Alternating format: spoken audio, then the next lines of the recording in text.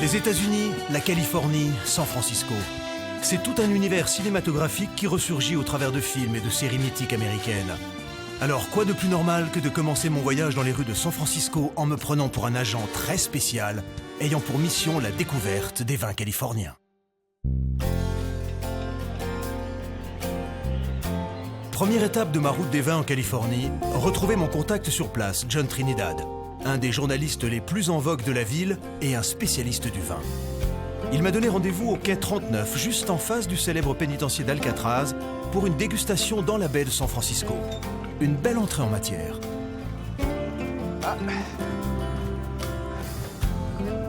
Je crois que je sais qui vous êtes. Vous êtes John? Oui, c'est moi. Vous êtes François? Oui, comment ça va? Très bien, et vous? Enchanté. Je suis content que vous ayez apporté le beau temps. Le célèbre John Trinidad. Célèbre, je sais pas. C'est le bateau? Oui, c'est le Neptune. Je pense qu'on va y être pour quelques heures. Super, allons-y.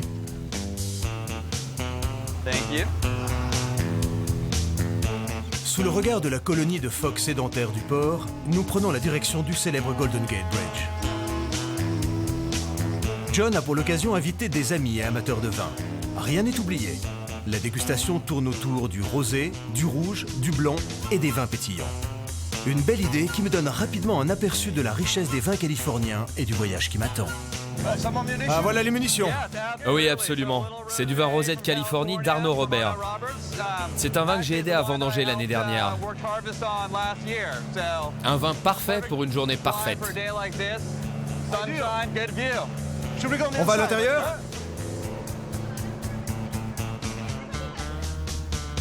Alors John, dites-moi, on est près des vallées de Napa et de Sonoma, je me trompe pas? Vous vous trompez pas.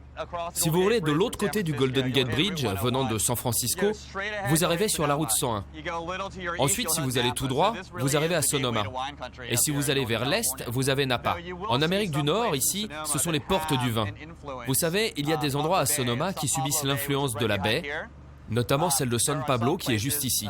Il y a un endroit dans Sonoma qui s'appelle Panolomaga. Vous allez avoir... Oui, j'en ai entendu parler. C'est un endroit où il y a beaucoup de brouillard, non? Absolument, le brouillard vient de l'océan. Mais il y a une partie de la Panolomaga qui subit l'influence du brouillard venant à la fois de l'océan et de la baie. Et c'est ce phénomène qui rafraîchit les vignes. Et c'est ce qui donne cette petite acidité aussi. Exactement, ça garde les vignes plus fraîches, donc on aura moins de maturité. On va être sur quelque chose avec plus d'acidité qui aura un peu plus de fraîcheur. J'ai lu quelque part que dans la Napa Valley, on retrouvait concentré 80% des sols de la planète. C'est vrai? C'est ça. Il y a tellement à découvrir dans les territoires de Napa et de Sonoma. Même à Sonoma? Oui, car les deux régions possèdent beaucoup de variétés de raisins. Il y a ici tellement de possibilités pour s'agrandir. Vous pouvez cultiver des nouvelles variétés de raisins en fonction du sol et du climat. Et les viticulteurs changent souvent de cépage? Ils peuvent. Ce n'est pas aussi réglementé que dans les autres pays. Mais les gens hésitent à changer ce qu'ils ont planté et tiennent compte du climat dans lequel ils travaillent. Il n'y a pas de réglementation.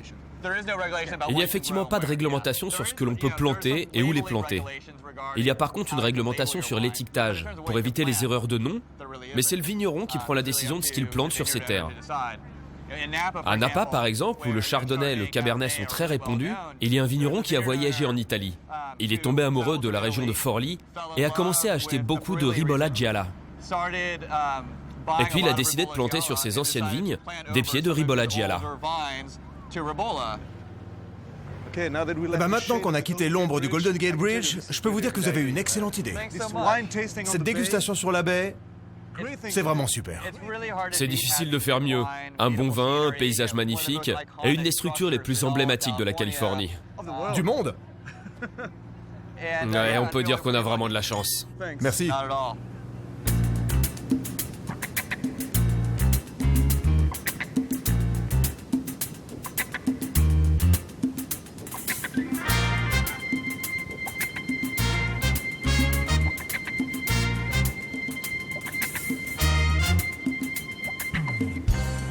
Écoute John, j'ai adoré.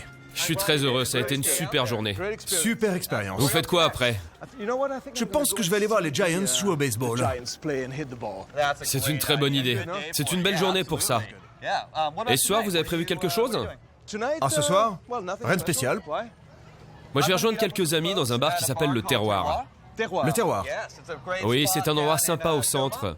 Vous pouvez nous rejoindre prendre un verre? Quel est le nom déjà? Terroir. D'accord. Je viendrai après le match.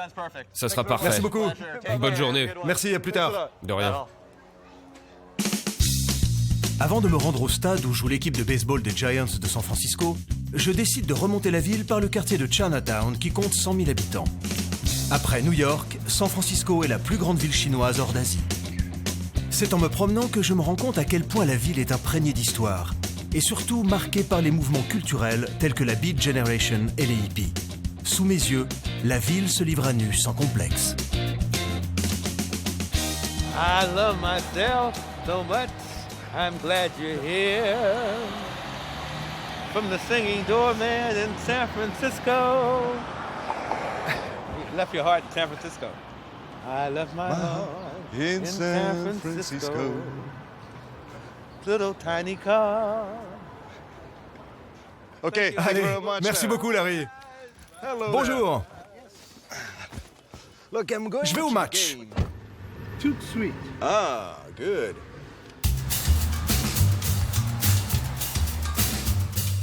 C'est mon premier match. Premier match de baseball? Les Giants de San Francisco. Merci beaucoup. Bonne journée. Eh ben, je pense que c'est ici. Mais attention, ce dimanche n'est pas un dimanche comme les autres. En effet, c'est aujourd'hui que les Giants reçoivent les Athletics d'Oakland pour un match comptant pour la célèbre Major League de baseball. La ville est juste séparée d'Oakland par le Bay Bridge.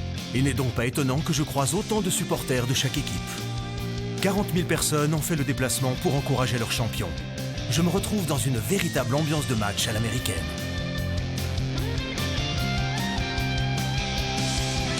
C'est aussi pour moi l'occasion de goûter à la gastronomie locale. Ici, pas de vin, mais pas moins de 12 000 litres de bière seront consommés pendant la rencontre. De quoi donner le tournis.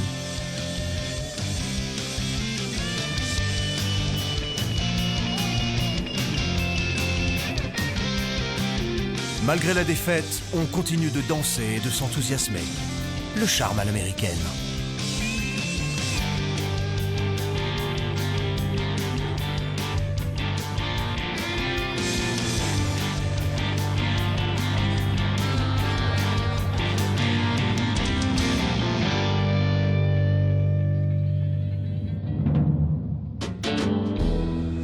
Comme convenu avec John, dans la soirée, je me rends au Terroir, l'un des bars à vin les plus réputés de la ville. Je comprends très vite que les jeunes générations d'ici sont de plus en plus sensibilisées à la culture du vin. San Francisco compte, rien que dans son centre, plus d'une quarantaine de bars à vin.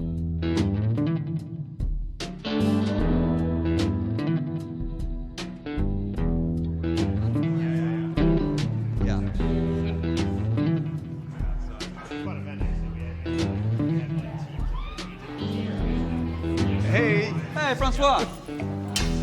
Ça va, John? Alors, comment s'est passée la journée? Très bien. Super après-midi d'ailleurs. Le match était très sympa. Ah, j'en suis sûr. Je pense pas avoir tout compris, mais vraiment j'ai passé un bon moment. Je suis content que tu aies pu en profiter et que tu aies eu la chance d'avoir un temps super. Sympa. Voilà le terroir. Qu'est-ce que c'est? Alors là, on a un muscadet pépier de 2005. Du muscadet? Alors, pas de vin californien ce soir. D'abord, on va aller en France pour que tu te sentes bien, puis on passera à la Californie. Alors traversons l'océan. Oui, c'est ça qui est pratique ici. Santé. C'est bon et frais. Absolument. Une des choses qui me fait apprécier les viticulteurs californiens, c'est qu'ils se nourrissent de l'influence des vignerons partout dans le monde. Tu vois, l'année dernière, quand j'ai aidé à vendanger en Californie, le muscadet était quelque chose que nous buvions presque tous les jours. Il fait très chaud à Sonoma et à Napa. Et quand tu travailles dur, tu as besoin de quelque chose de frais et agréable. Et tu fais souvent les vendanges? Non, tu sais, mon vrai métier c'est avocat. Mais l'année dernière, j'ai décidé de prendre du temps pour aller au bout de ma passion pour le vin en aidant à vendanger. Et c'était vraiment super. J'ai appris beaucoup de choses. Et ce que j'ai le plus apprécié sous cette chaleur, c'était justement le verre de muscadet quand on faisait une pause. Est-ce que c'est un phénomène nouveau d'avoir autant de jeunes?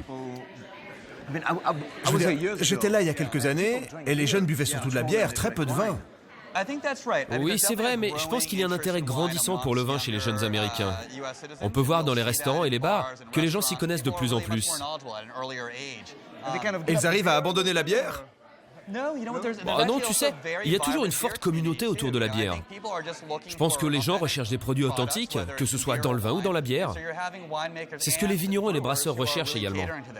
Je peux te dire qu'au match, personne ne buvait de vin. Ah oui, mais... Tout le monde buvait de la bière là-bas.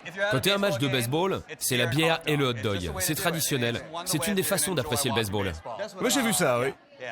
Mais ici, ce soir, c'est un endroit consacré au vin.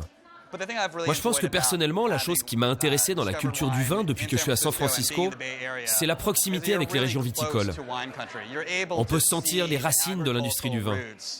C'est quelque chose qui devient bien plus qu'un simple produit de luxe. Le raisin est quelque chose qu'on récolte avec attention, dont on prend soin et qui peut être traité différemment selon les goûts. Et ici, ce qui est bien, en Californie et à San Francisco, c'est qu'on peut voir l'ensemble du processus de la vigne au verre.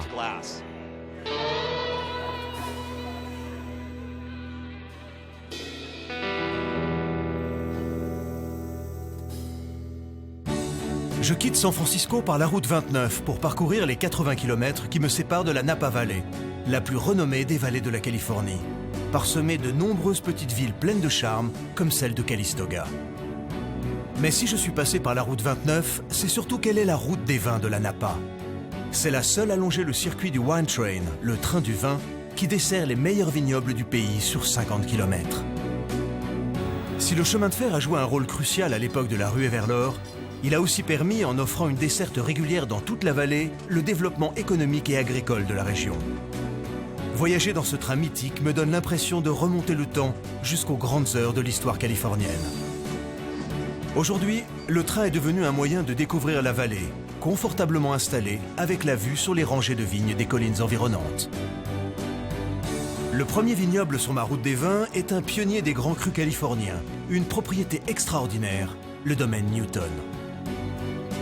J'ai rendez-vous dans le chai avec Chris Millard, le directeur du domaine. Mais je me rends très vite compte que le plus dur va être de le trouver. Le chai est si impressionnant que je me suis perdu au milieu d'un dédale de barriques. Un labyrinthe dans lequel plus d'un se laisserait volontiers enfermer. Chris? Chris?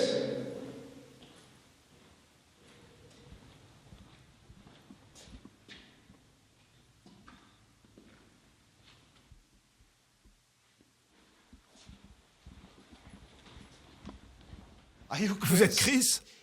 François? Oh, Yes. ça m'a pris du temps pour vous trouver. Vous avez réussi. Ouais, j'ai réussi. Bienvenue au domaine Newton. Enchanté, merci de votre accueil. Pas simple de vous trouver. J'étais en train de me perdre dans ce labyrinthe. In the cellar. Vous vous promeniez dans la cave? Welcome. Il fait frais ici, non? Mais c'est la bonne température. Vous avez vu le jardin en arrivant? Parce que nous sommes sous le jardin. On est sous un jardin? Oui, le jardin est juste au-dessus de nos têtes. Vraiment? Oui, J'ai pas fait attention. j'aimerais vous le montrer. D'accord. Allons le voir, il fera moins frais. Let's chill it. See? Vous voyez?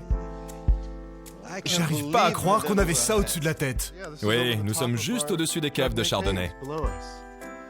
Ah, c'est vraiment superbe. Tout à fait, c'est magnifique. Incroyable. Mais ça a surtout un but précis. Le jardin isole nos caves et garde une température constante toute l'année. Comme ça, nous n'utilisons pas le système de climatisation. C'est une sorte de régulateur naturel en quelque sorte. Oui, c'est ça. C'est un endroit parfait pour faire fermenter, filtrer et stocker le chardonnay. C'est fantastique. Incroyable.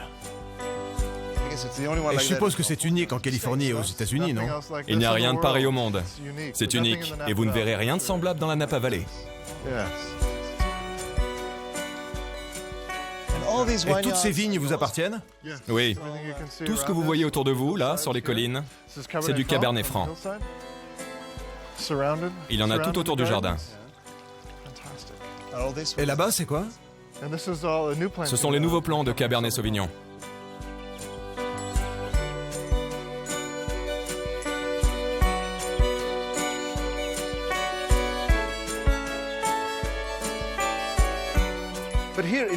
Mais dites-moi, ici à Napa, quelles sont les variétés les plus connues?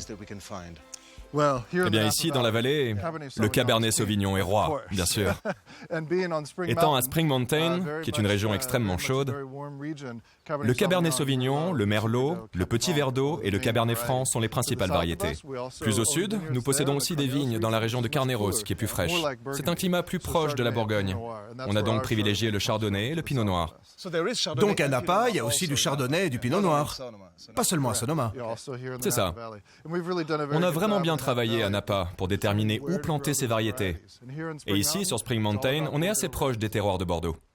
Et vous faites aussi des assemblages comme à Bordeaux? Effectivement, nous assemblons au domaine un vin que nous appelons le puzzle. Ah, j'en ai entendu parler. C'est le vin assemblé à partir de 112 parcelles? 112 parcelles différentes sur toute la propriété. Nous choisissons les parcelles séparément, parfois plusieurs fois. Ce qui fait que nous avons au final plus de 112 portions de lots individuels de vignes très petites. Cela représente à peine quelques tonneaux de vin dans certains cas. Par la suite, il nous faut 2 ans pour assembler ce vin. On en produit une toute petite quantité, mais les 5 variétés de Bordeaux sont présentes. On lui a donné ce nom car l'arôme change chaque année. C'est donc un puzzle que nous devons élaborer et comprendre. Et comment vous faites pour assembler ce puzzle? Ça nous prend des semaines. Nous faisons des tests avec mon équipe et le construisons pièce par pièce. Nous testons chaque lot, chaque tonneau et sélectionnons ainsi le meilleur du meilleur de chaque parcelle avant la mise en bouteille. C'est un long processus, mais c'est très gratifiant. J'ai beaucoup de chance. C'est fantastique. Donc François, Oui. j'ai quelque chose pour vous, quelque chose de spécial, une petite dégustation. J'aimerais vous montrer la terrasse pour vous faire goûter nos vins. Vous savez quoi? Avec plaisir. Très bien, suivez-moi. Allons-y, je vais vous montrer. Je vous suivrai n'importe où, Chris. Chris m'invite sur la terrasse, surplombant de part et d'autre le jardin et la vallée. La vue de ces flancs de coteaux et de ces rangées de vignes enserrées dans une forêt de conifères est unique. Déguster un verre de chardonnay dans cet environnement est quelque chose de magique. Toute la nature qui donne naissance au vin que je m'apprête à goûter est là, à ma portée. Il est presque sec. Je veux dire, il y a quelque chose que j'avais jamais goûté dans un chardonnay. Un goût en bouche, une richesse. C'est sec, mais ce n'est pas un vin sucré. C'est un vin fruité très doux. Merci, Chris. Merci pour l'hospitalité. Content que tu aimes. C'est peu de le dire. Je suis parcouru par un rare sentiment de liberté en totale osmose avec la nature. Chris me fait vivre un grand moment de bonheur. Les meilleures choses ayant une fin, je dois quitter le Newton et son fantastique jardin à la française planté sur le toit du chai pour reprendre le Wine Train, qui va me transporter vers une nouvelle étape de ma route des vins. Le Wine Train possède une cave unique, proposant plus de 40 vins de styles différents à la dégustation. Ils proviennent tous de la Napa Valley et accompagnent les voyageurs au rythme des vignobles. Le Wine Train ayant pour vocation de faire découvrir les meilleurs vins de la Napa, il ne pouvait se passer d'un restaurant gastronomique pour les mettre en valeur. C'est donc tout naturellement que j'ai demandé à rencontrer le chef américain Kelly McDonald, qui, je l'espère, me fera participer à une belle expérience culinaire. Bonjour François. Notre chef peut vous recevoir dans sa cuisine. Vous êtes prêt? Ah, parfait. Maintenant? Très bien, on y va. Je vous suis.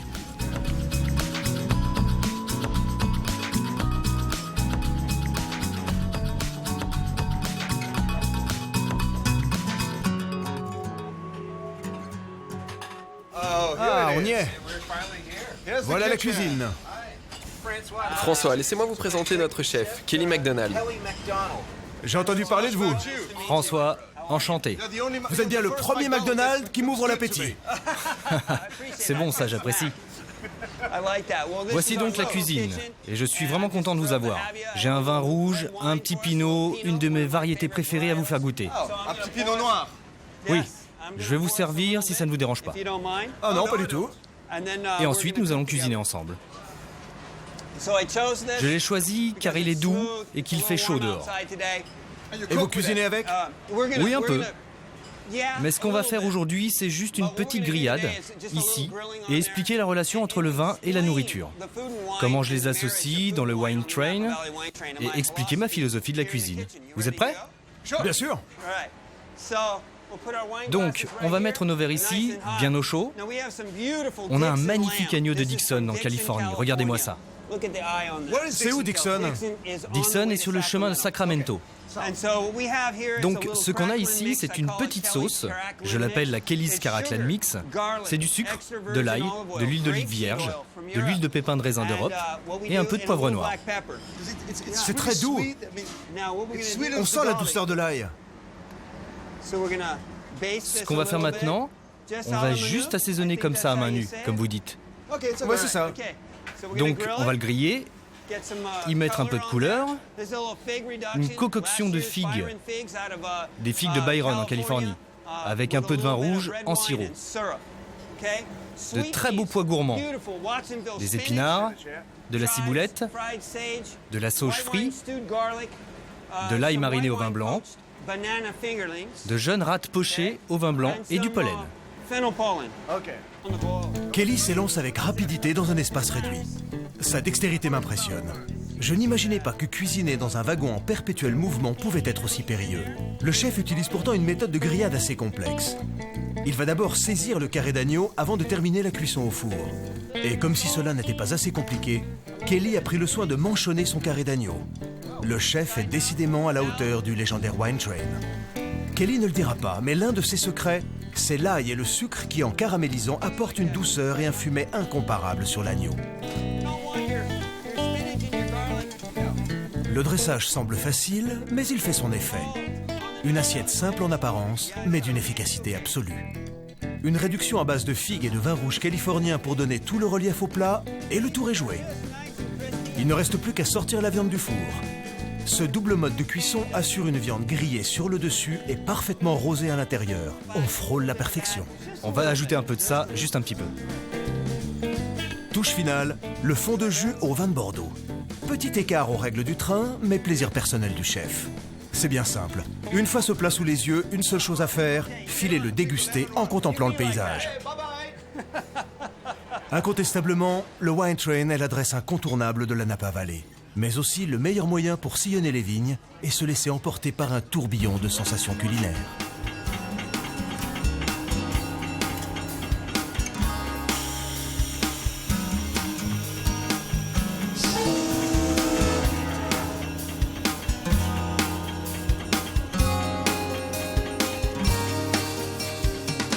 Pour moi, ce voyage dans le temps, viticole et gastronomique touche à sa fin. Mais la vieille locomotive a encore de nombreuses années devant elle pour combler tous les amateurs de vin du monde entier.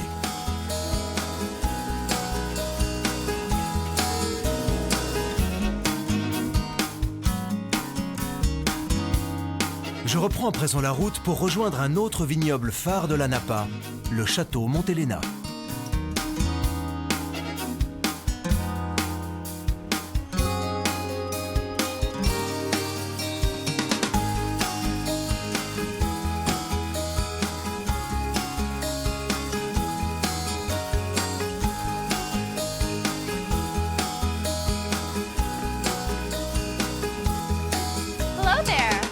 Bonjour. Bienvenue au Château Montelena. Que puis-je faire pour vous? Je m'appelle François et j'ai rendez-vous avec Bob Barrett. Oui, bien sûr. Je vais le prévenir. Vous voulez visiter en attendant? D'accord, merci. À peine les portes du château franchies que je ressens dans la galerie la fierté de ce domaine californien. Nous ne sommes effectivement pas n'importe où. Le château s'est fait connaître en 1976 en s'illustrant avec son fameux chardonnay. Pour la première fois, un vin américain battait les vins français dans un test à l'aveugle, organisé lors du Paris Wine Tasting. Une révolution dont le château a gardé une trace pour la postérité. Hey! Vous regardez la vieille bouteille du Paris Wine Tasting? C'est la raison pour laquelle je suis là. Oui, c'est vraiment quelque chose de très populaire. Les gens viennent du monde entier pour voir cette partie importante de notre histoire. Ça, c'est la bouteille originale? Oui, c'est la vraie bouteille. Et le télégramme que nous avons raconte l'histoire de mon père. Superbe Paris Tasting, pris première place devant 9 autres dont des grands crus. Stop. Grand nom de France. Voilà l'histoire. C'était génial. C'est ce que nous avons reçu ce jour-là en récompense de notre travail. Ça a dû vous faire un choc, non? Eh bien, c'était très excitant. Tout le monde attendait avec impatience les résultats. C'était une journée exceptionnelle. Oui, c'est un endroit très populaire ici. Mais puisque vous êtes là, on devrait s'asseoir et discuter, je vous raconterai. Avec plaisir. Ok, venez par ici. Alors, On y est. montrez-moi alors. Voilà. On a construit l'établissement face au nord. Et comme vous pouvez le voir, il est construit à flanc de colline. Allons à l'intérieur que je vous montre la cave. Donc c'est ici que nous faisons notre vin. Le chai. Oui, c'est la cave de fermentation. C'est ici le château. En fait, contrairement à Bordeaux où l'étiquette montre la maison familiale, nous, on montre le château où nous faisons le vin. Et c'est tout neuf? Ce sont des barils tout neufs, à la pointe de la technologie. Et je vois des tonneaux français. Oui, des tonneaux français. Regardez, c'est bon pour le vin. Dites-moi une chose, Beau. Il vous a fallu 2 ans pour faire le chardonnay qui a gagné un prix à Paris. Vous devez avoir un secret. Oui. Oui. Vous pouvez me dire votre secret? Je peux, mais je devrais vous tuer après. Non, le secret du chardonnay est simple. Tout commence avec le vignoble. Ensuite, il faut avoir les bons raisins, le soleil, la terre qui a quelque chose de spécial. Finalement, regardez. Tous les vignobles à travers le monde ont des cuves en inox, ou des fûts de chêne français, ou alors des fûts en bois français. Et tous les vignerons du monde ont les mêmes outils.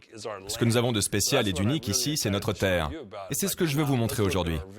On va aller voir le vignoble. C'est là où la magie opère. Et pas seulement au château Montelena, mais dans toute la Napa-Vallée. Très bien. Très bien, allons-y. Je vais vous montrer le vignoble. Allons au vignoble. La ceinture est derrière, style fermier. D'accord. On va aller dans un des endroits les plus beaux du vignoble. Et vous comprendrez que la rivière Napa coule à proximité de la Napa-Vallée. Le cœur du vignoble du château Montelena se situe ici. On va s'arrêter ici pour que vous ayez une meilleure idée non seulement de ce qu'est le château Montelena, mais aussi de toute la Napa-Vallée. En gros, comment ça marche. Le mont Sant'Elina se situe en fond de rivière. Donc c'est les limites de la vallée. Oui, il y a la rivière Napa juste ici et la majorité des vignobles se situent dans cette zone. La terre a été formée par le mouvement des eaux, pas uniquement par les volcans. Les anciens déluges ont travaillé la terre. Tenez, regardez les chevaliers. Ils protègent les vignobles. C'est Homer et Hector. Ce sont mes chevaliers.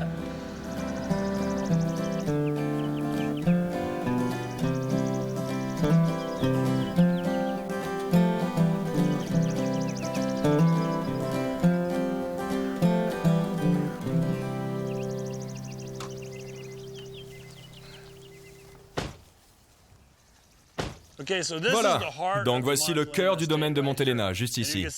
Derrière cette ligne d'arbres, vous pouvez voir la rivière Napa. On est un peu plus haut dans cette région. L'altitude ici est d'à peu près 510 pieds, ce qui ne semble pas être beaucoup parce que ça représente, quoi, 140, 150 mètres. Donc c'est étonnant pour un vignoble. Il faut se rappeler qu'à Napa, les appellations des vignobles de montagne, comme ceux de Spring Mountain, commence à partir de 120 mètres. Ce qui fait qu'ici, à Calistoga, c'est aussi haut qu'une montagne. Le domaine Montelena est en fait dans le prolongement de la montagne. Il y a d'une part une terre fertile, comme le sol dans la vallée, et ensuite vous avez un sol rocailleux, avec des pierres qui viennent des rivières. Et regardez comme ça a été brassé et lissé. And then you have the rocks and the cobbles, from the river systems. See how it's been washed and it's smooth. And we'll go look at another vineyard. On va aller vers un autre vignoble où les pierres sont anguleuses. Elles sont volcaniques et c'est ce qu'on appelle l'uvium. Une chose importante à savoir à propos de la Napa-Vallée, c'est qu'elle s'est formée par les mouvements des plaques tectoniques. Donc, quand la Terre s'est formée, toute la Californie était au fond de l'océan. Quand elle s'est brisée, ça s'est passé de telle sorte qu'une face a été exposée à l'ouest et l'autre à l'est. De là où nous sommes, le nord est là et la pente est à l'ouest. Vous voyez ces rochers et les affleurements juste ici? C'est une roche volcanique en surface, pas trop abîmée par le temps. Quant à l'ouest, vous voyez ces grands et beaux arbres. Vous avez une zone tempérée avec une forêt de conifères. Tout ceci n'est pas dû juste à la pluie, mais aux 15 millions d'années d'intempéries qui ont façonné notre Terre. Bordées de montagnes volcaniques, les terres de Beaubarret possèdent des sols uniques chargés d'histoire. Chaque colline offre un nouveau point de vue sur la région. Ici, c'est un bon endroit pour comprendre. Quel endroit de folie! La vallée de Napa n'est pas uniquement plate. Vous voyez ce que je veux dire? Maintenant, je comprends beaucoup mieux comment s'est formée la Napa Valley, et comment elle est maintenant, et où est la Sonoma ainsi que le reste. Vous m'avez beaucoup aidé. Eh bien, j'en suis content. Mais on devrait faire quelque chose demain. On pourrait voir à quel point tout ceci est proche. Par contre, il faut se lever tôt, et je sais que vous êtes un gars de la ville. Pas de problème. Lever à 5h30? D'accord. D'accord, on verra. Et vous proposez quoi?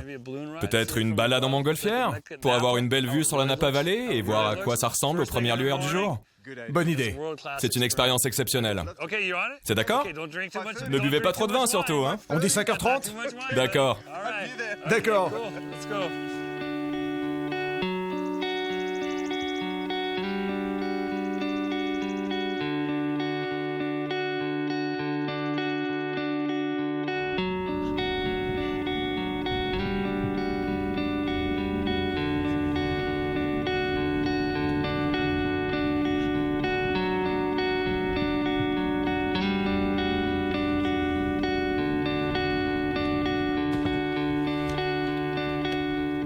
Hey Bo. Salut Beau. Comment allez-vous? Très bien. Content de vous voir. Bon, allons-y. Vous ressemblez à un vrai capitaine. Ah oui? Mais il faut plutôt en être un vrai. Allons-y.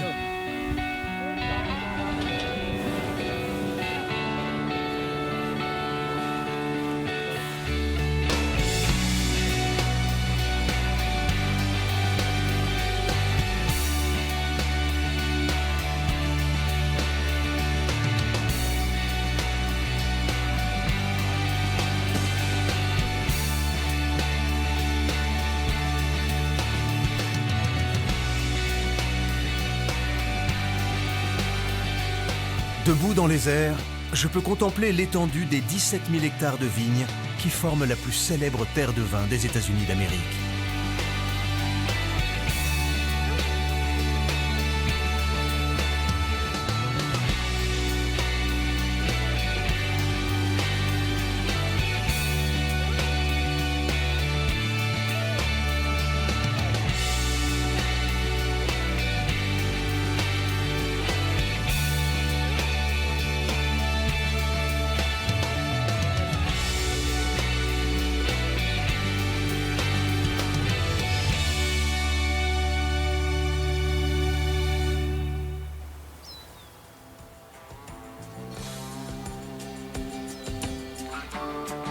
Après la visite des 2 vignobles d'exception dans la Napa, je prends la direction de l'ouest pour une autre vallée, berceau de la viticulture moderne californienne, la vallée de Sonoma. Ma première destination dans cette vallée me conduit vers un vignoble familial aux racines italiennes, le domaine Seghesio. La famille qui produit quelques cépages d'origine italienne a été la première à planter en 1895 un cépage noir, aujourd'hui emblématique de la Californie, le Zinfandel. C'est Ed Seghesio, le patriarche et surtout la mémoire vivante de la famille Seghesio, qui va me faire l'honneur de la visite. Oh. Vous devez être Ed. Oui, c'est moi, bonjour. Content de vous rencontrer. Donc on est devant votre... Voici le vignoble, construit en 1895. 1895 ? C'est un des plus vieux vignobles construits à Sonoma, j'imagine. Oui, il a 117 ans. C'est vraiment beau ici. Vraiment joli. Donc vous vivez où maintenant? Loin d'ici? Je vis au vignoble d'Hillsburg. Et ça fait 62 ans.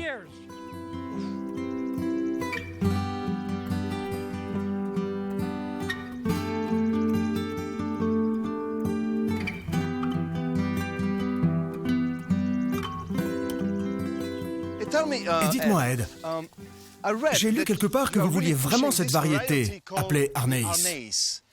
Oui, c'est... Qu'est-ce que c'est? J'en avais jamais entendu parler. Ça vient du nord de l'Italie. Et c'est un très bon produit. On en a 2 hectares et c'est vraiment un très beau raisin, avec de belles saveurs. Ils sont si clairs que vous pouvez voir à travers et apercevoir les pépins. Leur saveur est exceptionnelle. Les gens l'adorent. Presque comme la pêche. des saveurs d'abricot qui nous font gagner 8 ans d'âge. Et on le met directement en bouteille. C'est vraiment exceptionnel. Superbe saveur. Ça a quelque chose de complexe avec une certaine acidité. C'est l'acidité qui fait vivre le vin. Eh oui. Et il n'est pas plat. Il procure un sentiment de plénitude, un bon goût, des saveurs qui dansent dans la bouche. Et là, vous savez que vous êtes vivant et ça fait du bien. Vous avez dû en boire beaucoup, non? Oh oui, beaucoup. Je vois que vous êtes un bon vivant. Je fais une dégustation tous les vendredis, vous savez, et je prends toujours un verre de Pinot Grigio. Et peu importe ce qu'ils servent, j'essaie toujours le vin blanc. Ah, donc c'est ça votre secret? Oui, C'est ça le secret. oui, c'est le secret. Un petit peu de vin rouge pour le dîner, et après le dîner, juste un tout petit peu de brandy. C'est ma vie.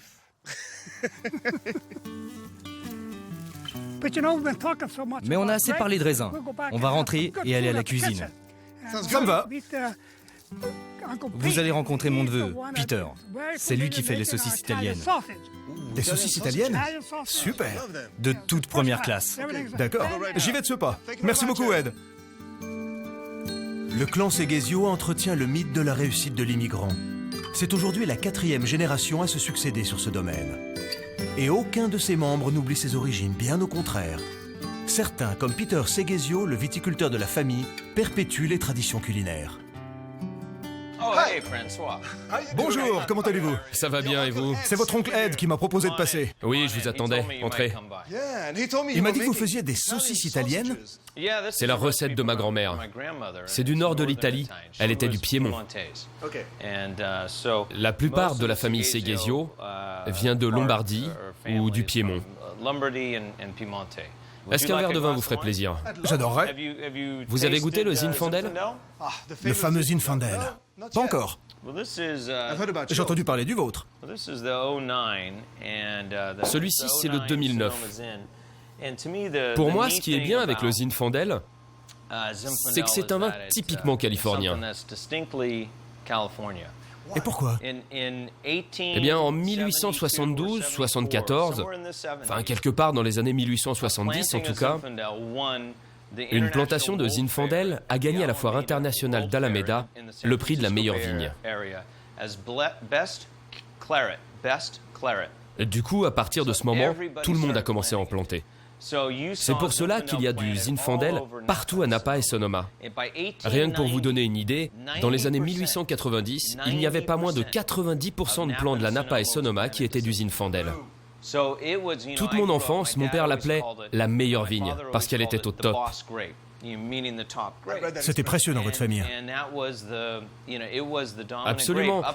D'autant plus qu'à Napa, c'était une variété dominante, jusqu'à ce que le Cabernet et le Chardonnay s'imposent, ainsi que dans d'autres parties de Sonoma, notamment dans les années 70. Mais le Zinfandel était bien le roi dans les années 50-60.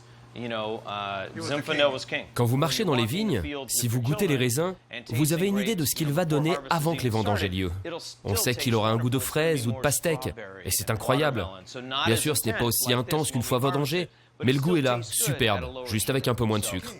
Ça vous dérange pas si je commence? Je vous en prie. Très bien, merci. Si je peux vous aider, dites-le moi.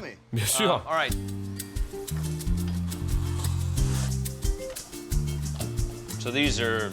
Donc ce sont des intestins de porc.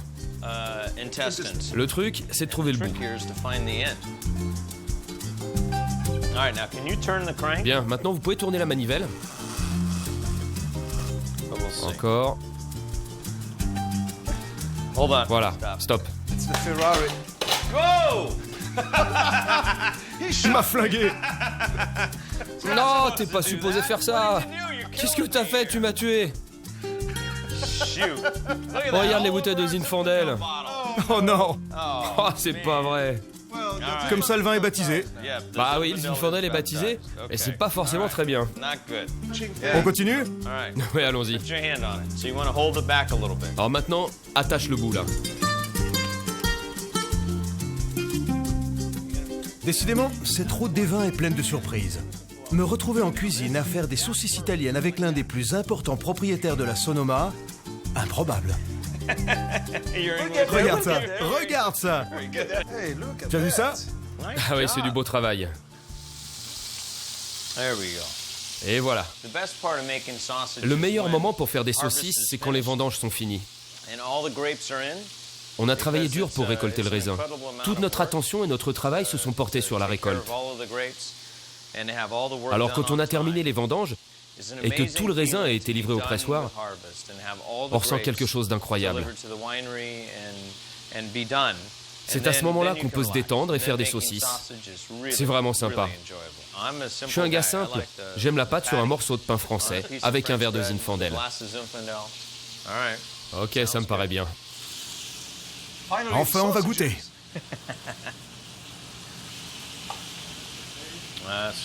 Tu vas adorer. Ah, j'en suis sûr.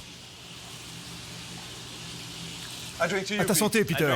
À la tienne et merci pour ta visite. T'as vraiment une famille magnifique. La vallée de Sonoma est bordée par la côte Pacifique. Elle concentre un grand nombre de petites villes discrètement figées, espérant garder leur intimité face à l'océan. Bolinas est l'une d'entre elles. Et ce n'est pas la peine de chercher un panneau pour s'y rendre, il n'y en a pas. La communauté de Bolinas a choisi un mode de vie rétro dans l'esprit des années 70, c'est-à-dire naturel, bio, communautaire, hippie quoi. Et en général, ils cherchent à éviter la visite des curieux comme moi. Bolinas a ses propres règles. Et en 2003, ses résidents ont adopté une loi leur imposant l'obligation morale de respecter la nature. Et si ici on respecte la nature, j'espère qu'elle en fera autant pour moi. En effet, je ne pouvais pas trouver un meilleur endroit pour prendre le premier cours de surf de ma vie. Un rêve californien. Et c'est Nick qui aura la lourde charge de m'éviter la noyade. Parle-moi un peu de cet endroit. Parce que j'ai vu que les panneaux étaient cassés. Les habitants ne veulent pas de visiteurs ici? Oui, il y a à peu près 20 ans, les gens ont commencé à casser les panneaux pour que ça soit plus difficile de trouver Bolinas. Et la municipalité a laissé faire. Il y a eu un moment où la région a essayé de remettre les panneaux, mais les gens les détruisaient à nouveau, donc ils ont fini par abandonner. Depuis, on n'a toujours pas de panneaux. C'est bien, ça protège Bolinas. Ouais. Et vous croyez que ça aide de détruire les panneaux? Oh, je crois que maintenant, ça en fait une destination. Voir la ville qui n'a pas de panneaux. Voir une ville qui n'a pas de panneaux, oui.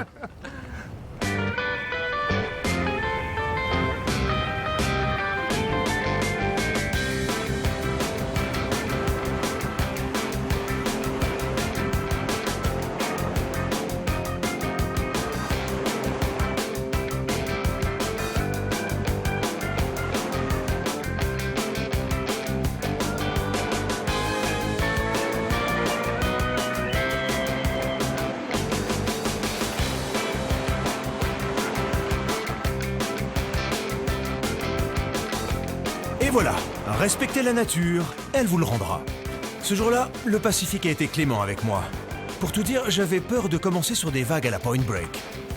Mais dans 50 cm de houle, c'est une promenade de santé. Oh, thanks so much. Oh, I feel like a beach boy now. Oh, that's so cool.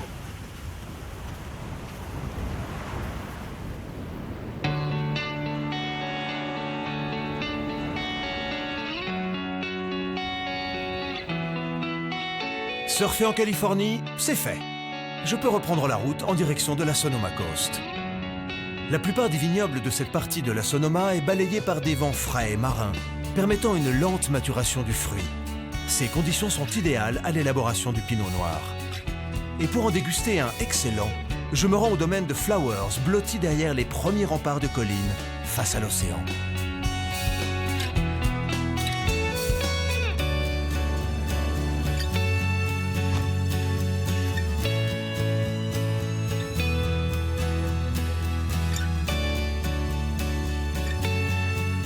Bonjour.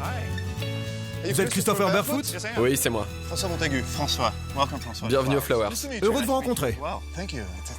Splendid day. C'est vraiment une belle journée, hein. Ça rend cet endroit spécial. Et cette route pour arriver qui longe l'océan. Certaines personnes ont du mal à s'en remettre. Je vous offre un verre de vin? Ah, ça peut aider. Allons-y. Du pinot noir, j'imagine. Bien sûr, du pinot noir. Après vous. Thank you.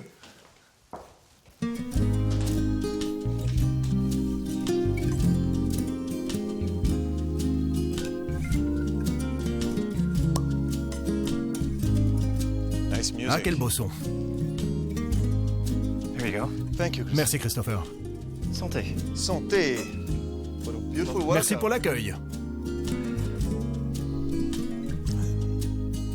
En français, on dit les sous-bois. Forest floor? Même chose. Pareil, presque la même chose. Ça sonne bien. On sent plus de maturité sur celui-ci.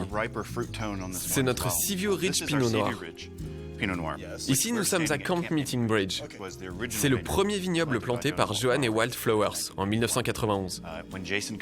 Quand Jason arrivera, il vous emmènera au Seaview Ridge et vous pourrez voir les origines du vignoble.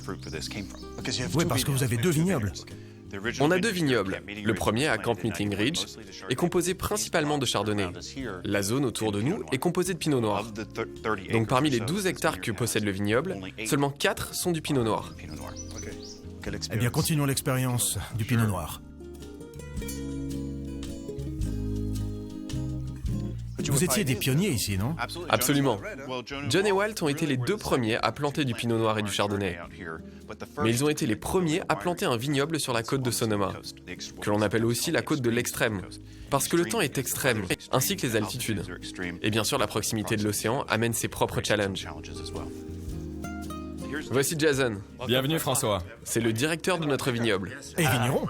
Bonjour Jason, enchanté. Bienvenue. Seaview est un vignoble magnifique. Ici, c'est Camp Ridge, et Seaview Ridge est à peu près à 8 km. Donc si vous voulez voir le vignoble, je serais ravi de vous le montrer. On pourra le tester aussi. Il faut le goûter, le voir, l'apprécier. Eh ben, faisons-le. Merci à vous. Merci beaucoup, c'était un vrai plaisir. Profitez de la visite. Je pense que oui. C'est à 8 km? Oui, on y sera dans 25 minutes à peu près. En bas, c'est juste magnifique. Vous allez vous retrouver juste devant l'océan, c'est exceptionnel. Formidable. La poussière est nuisible à la vigne. C'est à la lecture de ce panneau que Jason Jardine nous ouvre son domaine. On sent déjà toute l'attention qu'il porte à ses vignes. Depuis plusieurs années, il pratique la biodynamie sur ses plus précieuses parcelles. Les 8 km qui séparent le chai des vignes offrent un spectacle merveilleux.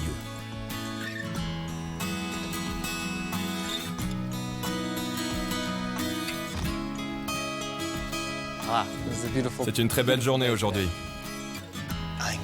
C'est magnifique. Quelles sont les influences du Pacifique sur les vignobles? Eh bien, vous les sentez maintenant.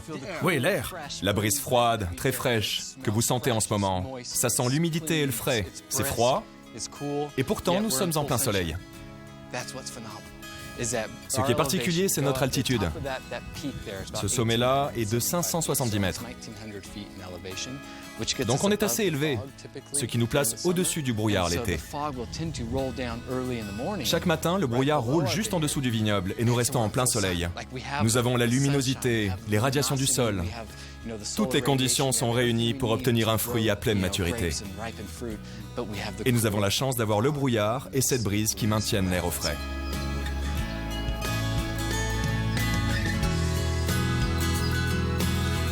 La balade dans les parcelles du domaine Flowers est des plus instructives.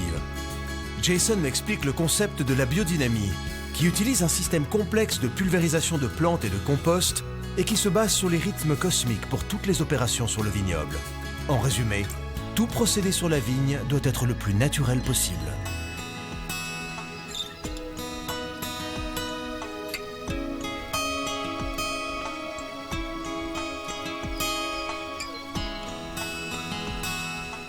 Et vous pouvez dire si ça va être une bonne année? Ce que je peux déjà dire, c'est que cette année, on a plus de grappes qu'on en a eu les 2 dernières années. Ce qui veut dire que la fertilité est bonne. C'est très encourageant d'avoir plus de grappes sur chaque pied. Mais on ne peut présager de rien pour l'année prochaine. La biodynamie, ça marche. Ça passe ou ça casse. Les règles de biodynamique sont dures. Elles aident les vignes à mieux se développer, mais c'est tout. Parce que vous savez, il y a toujours des risques. La pluie, une brise froide peuvent retarder la croissance des vignes, même si on a tout prévu pour qu'elles soient performantes.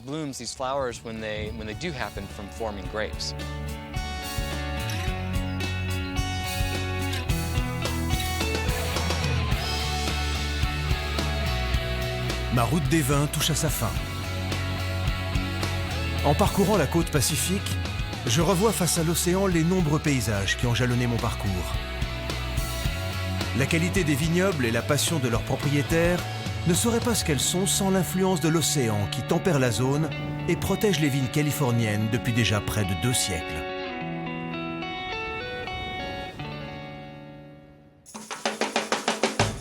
Réveil sur San Francisco, retour à la case départ. Je ne pouvais pas quitter le pays sans goûter à la folie qui s'empare de ses habitants lors de ces grands rendez-vous qui ponctuent le rythme des saisons et façonnent l'image de la ville. Alors, pour fêter la fin de ma route des vins en Californie, je m'offre enfin un bain de foule à l'occasion du très coloré carnaval de San Francisco.